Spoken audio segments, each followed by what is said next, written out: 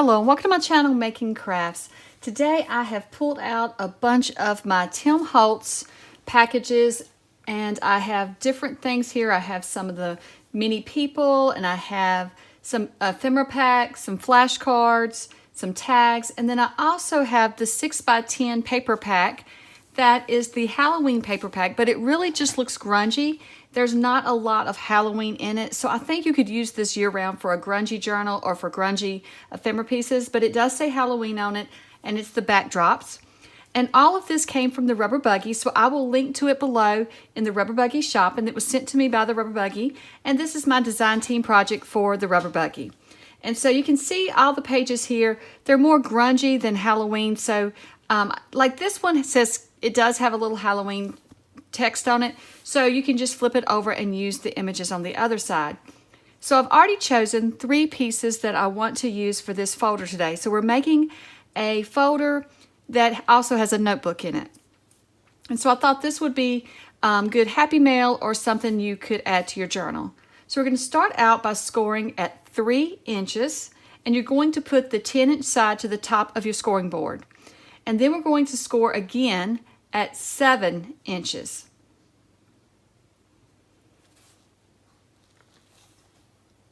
And that's all the scoring we have to do for this project. This is a very quick and simple project. You could mass make these, but I've only made one today just to show you how to make them. And so we're going to just fold in on our score marks. So now I have to decide which piece of paper I want to use for the pockets on the inside of my folder. I've pulled out these 2 just so I can decide which one I like best. I really like both of them, but I think I'm going to go with this one. I think that I like how the colors go with the inside. So I've gone ahead and cut down the pockets using that paper. So I sped things up a bit for you. So the first 2 pockets that I cut measure 2 7/8 by 2 inches. So they're 2 inches tall by 2 7/8 inches wide. And these 2 pockets are going to go on the bottom of each side that we scored.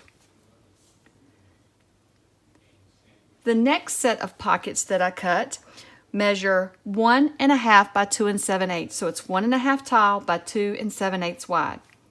And I cut it down a little smaller than what the width of the inside of our folder was, just so that it had room to fold and our pockets didn't get wrinkly when we fold them over. They didn't get any creases in them. So then you just want to center them up on your folder here on the side, leaving enough room that when you fold it over on the score line, you're not catching your pocket in that fold. And that's why we cut them just a little bit smaller than that flap. And so I thought these pockets would be great for tags or ephemera pieces. If you use this as Happy Mail, you could include different ephemera pieces in there, or stickers, or like cutouts of butterflies and flowers and stuff that you could send to somebody to use in their journal. And then on the inside portion here, we're going to add a notebook. So this also will work great in your journal. Okay, so here when I'm adding the pocket, I'm just eyeballing it, trying to line the pockets up across from each other, but it doesn't have to be perfect.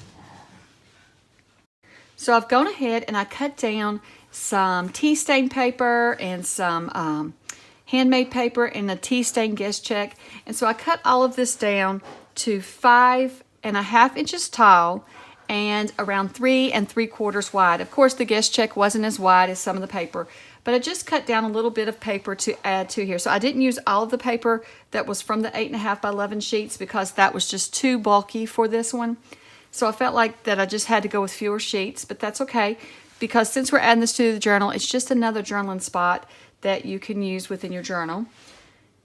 So I'm just going to add a paper clip to the papers and line them up inside the folder to make sure that they fit. And I've also cut another piece from our paper that measures 1 inch by 3 3/4. So I am going to add that to the top of our notebook paper, and I'm going to attach it using these little eyelets, and I'm using the smallest eyelets that I have. Now you could use staples, you could glue the top edges of each sheet together. Any of those things would work, but I just thought it'd be fun and it would look really cute to add the eyelets. But there's so many different ways that you could do this. So what I do is I'm just adding my strip to the top, and I felt like my strip was hanging over just a little bit too much on my paper. So I'm just going to trim it down to match the paper on each side. I just want it to be flush. And then I'm going to come back and round the corners and ink it. And I think I forgot to mention, but I rounded the corners on the pockets, and I also inked them using Ground Espresso from Tim Holtz.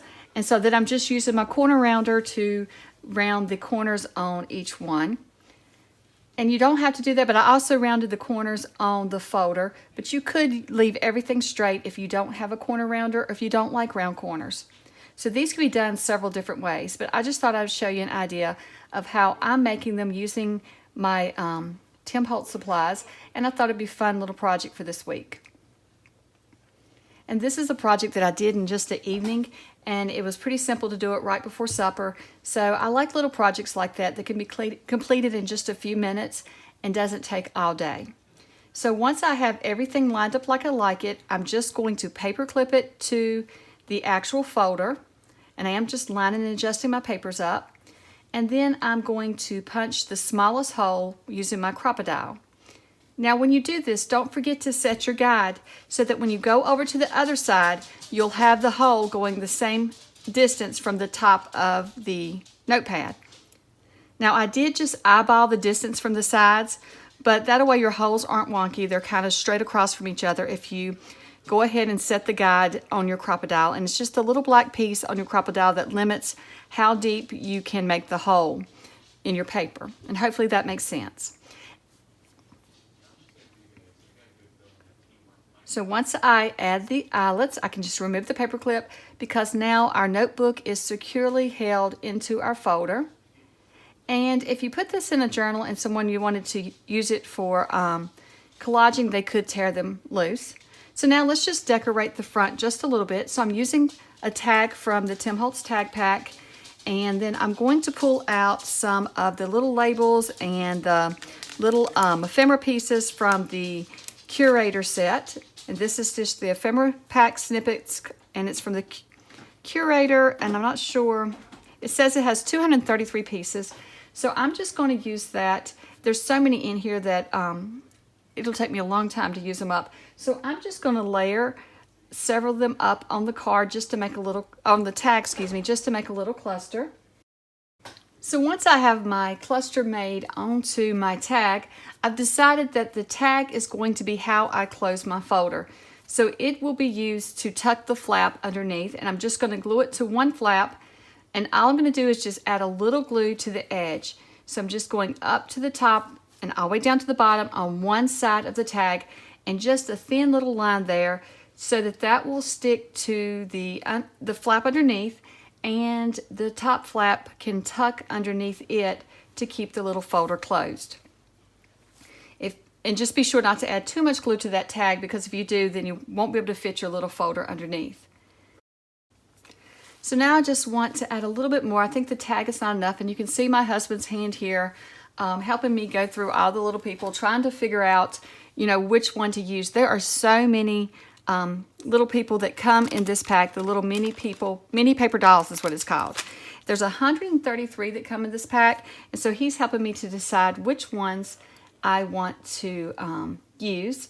And so I've decided that I'm going to use this guy here. I feel like he looks really good sitting on the label, and then his hand can look like it's kind of propped on the S in smile. So I'm just going to add that. Now I'm adding the flashcard to the front label. As you can see here, I still have it closed so that I can see where to add the card, but I've added it to the top flap so that it can tuck underneath. So now I'm just going to come back in with another eyelet, and I'm going to attach that eyelet to my tag. And I should have done this before I attached the tag, but we're going to try and see if we can get the Crop-A-Dile in.